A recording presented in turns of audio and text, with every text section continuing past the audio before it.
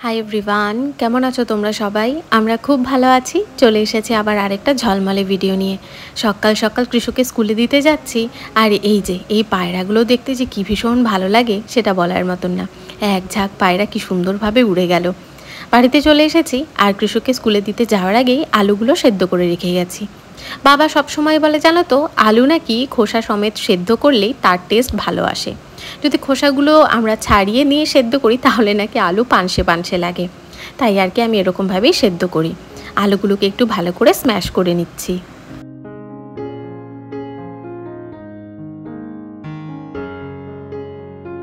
কালকে রাতে রিকি আমাকে বলেই রেখেছিল আজকে সকাল সকাল যেন একটু ব্রেড পকোড়া বানিয়ে দিই।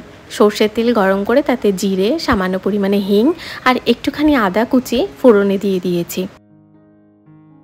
পরিমাণ মতন হলুদ, ধনে জিরে গুঁড়ো, শুকনো লঙ্কার গুঁড়ো আর সামান্য পরিমাণে গরম মশলা এটার মধ্যে দিয়ে দিচ্ছি। ব্রেড পকোড়ার আলুটাই তো মেন, বাদ বাকি তো খুব একটা ঝামেলার ব্যাপার না। আলুগুলো তো সেদ্ধ করে স্ম্যাশ করেই রাখলাম, সেটা দিয়ে বেশ অনেকটা ধনেপাতা কুচি দিয়ে দিচ্ছি। এই যা শ্যুট করতে করতে এটার মধ্যে যে নুন দিতেই ভুলে গেছি। যাই হোক, নুনটা আগে দিলেও একই ব্যাপার হতো, এখন দিয়ে দিচ্ছি পরিমাণ মতন নুন।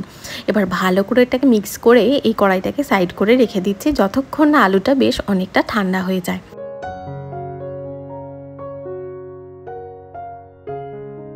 আমাদের বাংলায় তো আলুর চপ ভীষণ ফেমাস, আর ব্রেড পকোড়া খানিকটা ওই আলুর চপের মতনই, মানে মেকিং প্রসেসটা একদম একই রকম, শুধু আলুর স্টাফিংয়ের ওপরে ব্রেডের একটা ব্যাপার থাকে। আমি বেশ অনেকটা পরিমাণে বেসন, পরিমাণ মতো নুন, সামান্য শুকনো লঙ্কার গুঁড়ো আর হলুদ দিয়ে অল্প অল্প জল দিয়ে যেরকম চপের জন্য বেসনের ব্যাটারটা বানানো হয় ঠিক সেই রকমভাবে একটা না পাতলা না খুব গাঢ় ব্যাটার মতন বানিয়ে নিয়েছি।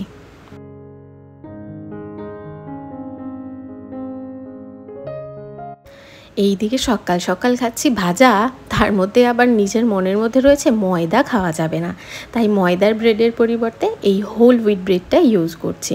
মানে চিটিং করছি, তাও মনের মধ্যে কোথাও না কোথাও একটু গিল্ট রয়েছে, তাই আর কি। দুটো ব্রেডের মাঝখানে আমি আলুর স্টাফিংটাকে ভরে ভালো করে একটু চেপে চেপে দিচ্ছি।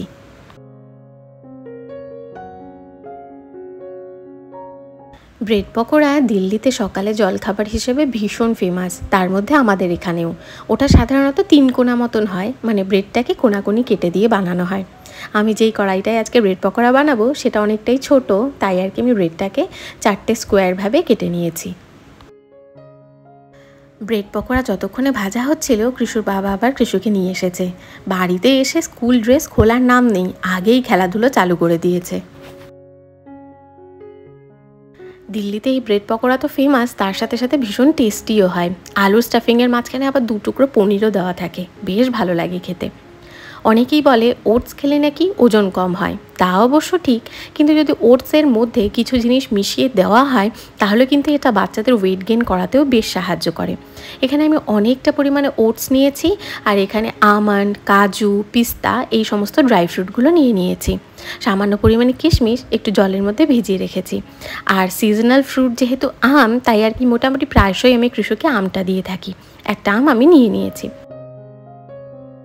একটা কড়াই গরম করে নিয়েছি, তার মধ্যে প্রথমে ড্রাই ফ্রুটগুলো দিয়ে একটু ড্রাই রোস্ট করে নেব। ড্রাই ফ্রুটগুলো রোস্ট হতে একটু বেশি সময় লাগে ওটসের তুলনায়, তাই ওটাকে আগে একটুখানি ড্রাই রোস্ট করে নেব। তারপর যখন ওগুলো রোস্ট হয়ে যাবে ওটসগুলোকে দিয়ে বেশ অনেকক্ষণ এটাকে ভাজা করে নিতে হবে। ওটসগুলো ভাজা হয়ে গেলে দেখবে চিড়ে ভাজার মতন একটা গন্ধ আসবে, তখন এটাকে একটা মিক্সিং বোলে ট্রান্সফার করে নিচ্ছি। এতটা তো আজকে লাগবে না, বেশ খানিকটা আমি একটা এয়ার টাইট কন্টেনারে ভরে ফ্রিজে রেখে দেবো। যেদিন ধরো ভীষণ তাড়াহুড়োয় থাকবো সেদিনটা ব্রেকফাস্ট হিসেবেও কিন্তু খাইয়ে দিতে পারবো। এই যে একটা এয়ার টাইট পাত্রে এটাকে আমি রেখে ফ্রিজে রেখে দিচ্ছি, বেশ অনেক দিন ভালো থাকে, প্রায় 15 দিন মতন এটাকে কিন্তু স্টোর করে রাখা যেতে পারে। এই মাত্র যে ওটসের গুঁড়োটা বানালাম তার মধ্যেই একটা আম ভালো করে কেটে দিয়ে দিচ্ছি, আর যেই কিশমিশটা ভিজিয়ে রেখেছিলাম সেটা দিয়ে ভালো করে মিক্স করে নিয়ে এই স্মুদিটাকে এখন কৃষু সোনাকে খাইয়ে দেবো। কৃষুর খাওয়া দাওয়া হয়ে গেছে, আর আমিও মাঝখানে মাটনের একদম লাল লাল ঝোল বানিয়ে নিয়েছি। এই বৃষ্টি বর্ষার দিনে ঝাল ঝাল কষা কষা মুরগির মাংস কিংবা মাটন দুটোই কিন্তু বেশ জমে যায়। আমি আবার মাটনের তুলনায় চিকেনটাই বেশি ভালো খাই, তবে মাটনের ঝোল আর এই রসুনটা খেতে দারুণ লাগে। অসাধারণ অসাধারণ রান্না হয়েছে। ত্রিশুরও খিদে পেয়ে গেছে। আর আজকে ত্রিশুকে প্রথমবার একটুখানি মাটন দেবো, এটা না ত্রিশুর জন্য আলাদা বানানো আছে, সেটা খাওয়াবো। দেখা যাক ও কতটা পছন্দ করে কিংবা পছন্দ করে না। সবাই মিলে খেতে বসে পড়েছি। আর এদিকে কৃষুর অবস্থা দেখো, শুয়ে রয়েছে, এখনও খাওয়ার ওপর কোনো ইন্টারেস্ট দেখাচ্ছে না। তারপর যেই দেখলো আমরা খাওয়া শুরু করেছি অমনি ছুটে এসেছে আর একটা মাটনের পিস নিজে থেকেই চেয়ে নিল। তাই আর কি অন্য একটা প্লেটে ওকে বের করে দিলাম। যখনই ওকে নতুন কোনো খাবার টেস্ট করাই আমি চেষ্টা করি ওকে নিজে হাতে প্রথমে খেতে দিতে। এতে করে ও খাবারটা সম্পর্কে না ওর একটু ইন্টারেস্ট গ্রো হয় আর ধীরে ধীরে নিজেই ইচ্ছে নিয়ে খুশি মনে খাওয়াটা খাওয়ার চেষ্টা করে। তো আজকেও সেটা করেছি। একটু চোখের আড়াল হলেই যে কত রকমের দুষ্টুমি করে সেটাই দেখো, চোখের সামনেই দেখো। ওকে একটু বকাঝকাও দিলাম যাতে করে এরকম দুষ্টুমি আর না করে। এখন তো অনেক রকম দুষ্টুমি করে, তাই মাঝে মধ্যে ওকে বোঝানোটাও জরুরি যে সব সময় এরকম দুষ্টুমি করা ঠিক না। যদিও এটা আমার কাজের জিনিস না, এটা অলরেডি খারাপ হয়ে গেছে, তাই আর কি খুব বেশি কিছু আবার বললাম না। খাওয়া দাওয়া করতে না করতে কি সাংঘাতিক মেঘ করে এসেছে। আজকে তো কৃষুসোনাকে মিড মর্নিং স্ন্যাকে দেখলে ওটসের একটা স্মুদি দিলাম। যাদের বাচ্চাদের ধরো ওজন বাড়তে চাইছে না তারা কিন্তু এইভাবে ওটস দিয়ে স্মুদি বানিয়ে দিয়ে দেখতে পারো। আমের পরিবর্তে কলা দিয়ে স্মুদি বানালে সেটাতেও কিন্তু বাচ্চাদের বেশ সুন্দর ওয়েট গেইন হয়। বাবা হ্যাঁ, ওর বাবা বাড়িতে থাকলে কৃষক দুষ্টুমির পরিমাণ যেটা নর্মাল দিনে করে তার থেকে 100 গুণ বেড়ে যায়। আজকে একটুখানি জাম মাখা বানিয়ে নিয়ে এসেছি। সেদিন গিয়েছিলাম বাজারে, জামগুলো দেখে আর লোভ সামলাতে পারলাম না। ছোটবেলায় মানে ধরো আজ থেকে 12 থেকে 15 বছর আগের কথা, আমার একটা কাজিনের বাড়িতে জাম গাছ ছিল। জাম তো নিচে পড়ে থাকে, ফেটে যায়, তখন খেতে ভালো লাগতো না। কিন্তু এখন কেন জানি না বাজারে জামটা দেখে এত লোভ লাগলো বলার মতন না। একটু লঙ্কা, একটু নুন, একটু চিনি দিয়ে জাম মাখা খাবি? সুপার। ও আবার পিটপিটে, মানে হাতে লেগে যাবে, চ্যাপচ্যাপে বা আঠালো কোনো জিনিস তা খাবেন না হাত দিয়ে। হাতে এমন খাবার দিতে হবে যেটা ওর হাতটাকে নোংরা করবে না। ওর আর বড় গাড়ি নিয়ে খেলতে ভাল লাগছে না। দেখো বড় গাড়ি ছেড়ে এই ছোট্ট খেলনা গাড়িটার উপর চড়ে বসেছে। মাঝে মাঝে যে ওর মাথায় কী সব বুদ্ধি আসে ভগবান জানে আর কৃষুসোনাই জানে। ওর বাবাকে বোঝাচ্ছে যেন ওকে বাইরে নিয়ে যাওয়া হয়।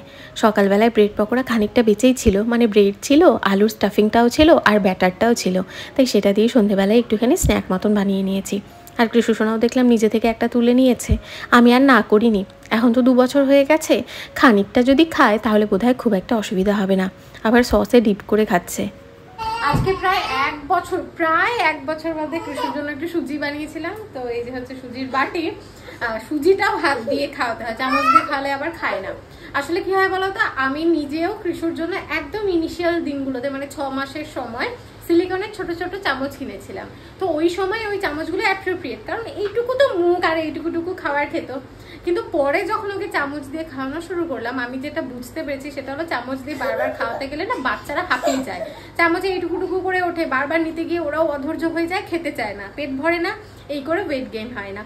কিন্তু চামচের পরিবর্তে যদি হাত দিয়ে খাওয়ানো হয় তাহলে না অনেকটা ইজি হয় ব্যাপারটা। হাত দিয়ে যথেষ্ট সাফিসিয়েন্ট পরিমাণে খাওয়ানো যায় আর খুব তাড়াতাড়ি খাবারটা কিন্তু ফিনিশ হয়। তাই তোমরা যারা এখনো বাচ্চাদের চামচ দিয়ে খাওয়াচ্ছ একবার চামচের বদলে হাত দিয়ে খাইয়ে দেখো, আশা করছি ভালো রেজাল্ট পাবে।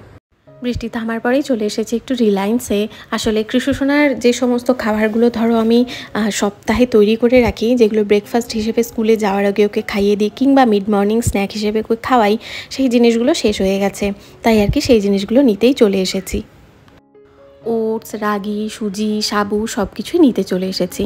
যে সমস্ত বাচ্চা ধরো কনস্টিপেশনের প্রবলেম রয়েছে তারা কিন্তু বাচ্চাদের ডায়েটে অবশ্যই ওটস অ্যাড করবে। ওটসে প্রচুর পরিমাণে ফাইবার থাকার জন্য বাচ্চাদের কনস্টিপেশনের প্রবলেম কিন্তু ঠিক করতে এটা সাহায্য করবে। এখানে বোতলটার অবস্থা কি করেছে দেখো, নিপেলটাকে ছিঁড়ে নিয়ে একাকার কাণ্ড করেছে।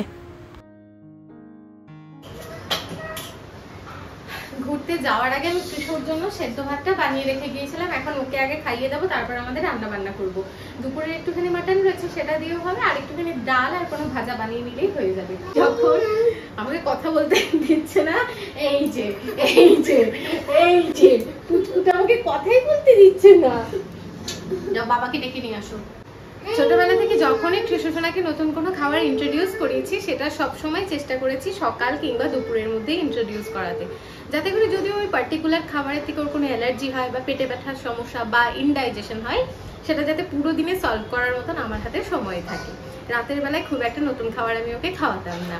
আজকে প্রথমবার ওকে মাটন দিলাম, তাই আর কি দুপুর বেলায় খাইয়েছিলাম। এখনো অবধি তো কোনো অসুবিধা হয়নি, তবুও সেফার সাইডে থাকার জন্য আমি রাতে শুধুমাত্র আলু সেদ্ধ, ভাত আর একটুখানি বাটার দিয়েই খাইয়ে দেবো, যাতে করে আমি বুঝতে পারি যে ওর মাটন থেকে কোনো রকম কোনো অসুবিধা হচ্ছে কিনা। তো সেদ্ধ ভাতটাই বানিয়ে রেখে গিয়েছিলাম, এখন ওকে সেটা খাইয়ে দেবো। শুধু ওটস খেলে ওয়েট লস হয় এটা ঠিক, তবে ওটসের পরিমাণ যদি বেশি থাকে তাহলে এটা ওয়েট লস করায় না। তার মধ্যে ওটসের স্মুদি বানানোর সময় প্রচুর ড্রাই ফ্রুট আর আম অ্যাড করা হয়েছে, তাই আর কি এটা কিন্তু বাচ্চাদের ওয়েট লস করাবে না, বরং বাচ্চাদের বেশ সুন্দর করে ওয়েট গেইন করাবে। আগে স্কুল থেকে আসার পর কৃষ্ণসোনাকে আমি একটা ফল দিতাম, সিজনাল ফল, আর এখন ফলের পরিবর্তে স্মুদি বানিয়ে দিই। এতে করে ওর ক্যালোরি ইনটেকটা অনেকটা বেড়ে যায়, আর এইভাবেই কিন্তু বাচ্চাদের ধীরে ধীরে ওয়েট গেইন হয়। তাই তোমরাও যাদের বাচ্চাদের ধরো ওয়েট বাড়ছে না বহুদিন, ওই 11টা-12টা নাগাদ স্নান করার আগে বাচ্চাদের এভাবে স্মুদি খাইয়ে দেখতে পারো। রোজ রাতে যখন দেরি হয়ে যায় ডাল ভাত, ডাল আলু ভাজা এগুলো তো বানানোই হয়। আজকে একটুখানি আলু পটল আর বড়ি দিয়ে পাতলা পাতলা ঝোল আর ভাত বানিয়ে নিয়েছি। এইসবে কৃষ্ণবাবু ঘুমোলো, আর আজকের ব্লগটা এখানেই শেষ করছি। যদি কিছু ভালো লাগে অবশ্যই আমাদের লাইক আর কমেন্ট করে জানাতে ভুলো না। Bye bye, good night and take care. তোমাদের সাথে দেখা হবে কালকে অন্য একটা ঝলমলে ভিডিওতে।